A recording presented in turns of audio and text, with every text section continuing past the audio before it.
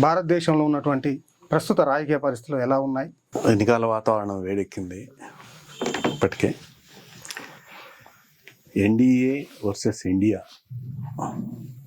ఈ రెండింటి మధ్యన రాజకీయ పునరేకీకరణ జరుగుతోంది.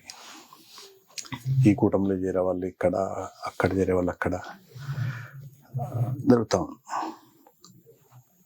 డెఫినెట్గా ఈ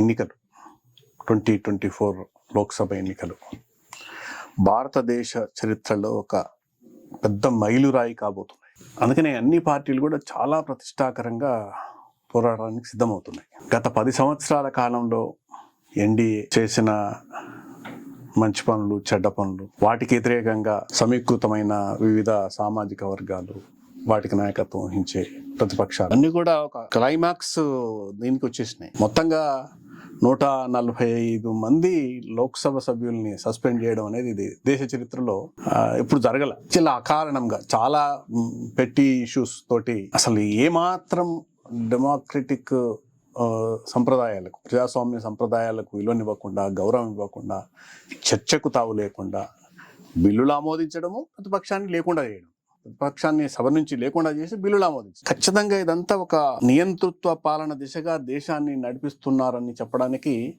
ఇంతకన్నా తార్కాణం అవసరం లేదు.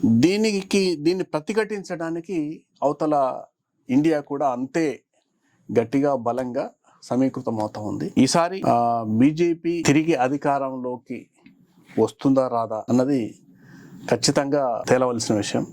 ఎందుకంటే మళ్ళీ మూడవసారి కనుక బీజేపీ అధికారంలోకి వస్తే ఏం జరగబోతుంది? 10 సంవత్సరాల్లో ఉన్నటువంటి ఎన్డీఏ ప్రభుత్వం మేము అనేక అంశాలు చేశామని చెప్తా ఉన్నది. ఇదే సందర్భంలో ఎన్డీఏ కూటమి కూడా, ఇది ఇండియా కూటమి వాళ్ళ మీద ఒక విమర్శ చేసింది.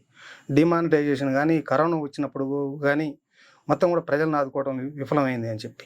ఇదే సందర్భం పార్లమెంటు మీద మొన్న జరిగినటువంటి దాడి అంశంలో కూడా బీజేపీ ఎంపీ వాళ్ళని లోపలికి పంపించడానికి పాసులు ఇచ్చాడు, కానీ ప్రతిపక్షం మీద చర్యలు తీసుకున్నారు. ఈ సంఘటనల మీద అసలు ఏ విధంగా?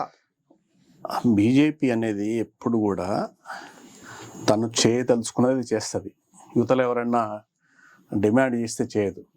మీరు ఇప్పుడు చూడండి, ఈ దేశంలో ఈ గత బీజేపీ 10 సంవత్సరాల కాలంలో అనేక మంది సామాజిక కార్యకర్తలు హత్య చేయబడ్డారు. పన్సారే, షోలాపూరు నాయకుడు ప్రొఫెసర్ భైరప్ప, గౌరీ లంకేష్, ఇంకా ఒక హేతువాద ఉద్యమ నాయకుడు, ఇట్లా అనేక మందిని చంపేసిన వాళ్ళు నిక్షేపంగా ఉన్నారు. బాంబు పేలుళ్లకు కారకులైన, బెల్గాంలో బాంబు పేలుళ్లకు కారకులైన వాళ్ళు కూడా నిక్షేపంగా ఉన్నారు.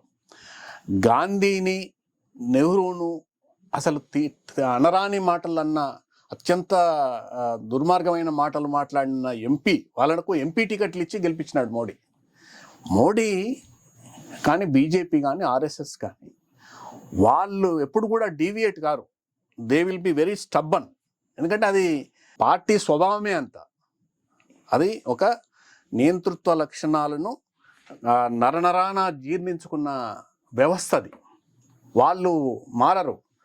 వాళ్ళు ఎంత మారరు అంటే, వాళ్ళు జాతీయ జెండాలకు 55 సంవత్సరాల పాటు జాతీయ జెండాకు దండమే పెట్టలేదు. వాళ్ళు అసలు జాతీయ జెండాను గుర్తించమేము, కాషాయ ధ్వజం మాత్రమే మా జెండా అని ప్రకటించుకున్న పార్టీ అది. వాళ్ళకి 55 సంవత్సరాల తర్వాత అర్థమైంది, మనము జాతీయ జెండాను గుర్తించకపోతే ఈ ప్రజలు మనల్ని స్వీకరించేటట్టు లేరు అని చెప్పి అర్థమయ్యి మారినారు. కొంత మారి వచ్చినారు.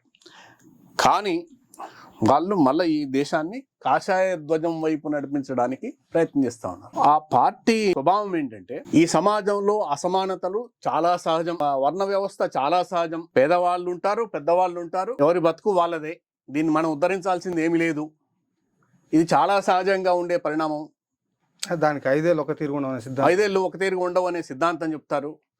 చెప్పి ఆ పెద్ద వర్గాలకు మద్దతుగా నిలబెట్టడం, దేశాన్ని, అధికారాన్ని, రాజ్య వ్యవస్థను ఈ పెద్ద వర్గాలకు, సంపన్న వర్గాలకు అండగా నిలబెట్టడమే ఆర్ఎస్ఎస్ స్వభావము, బీజేపీ స్వభావం.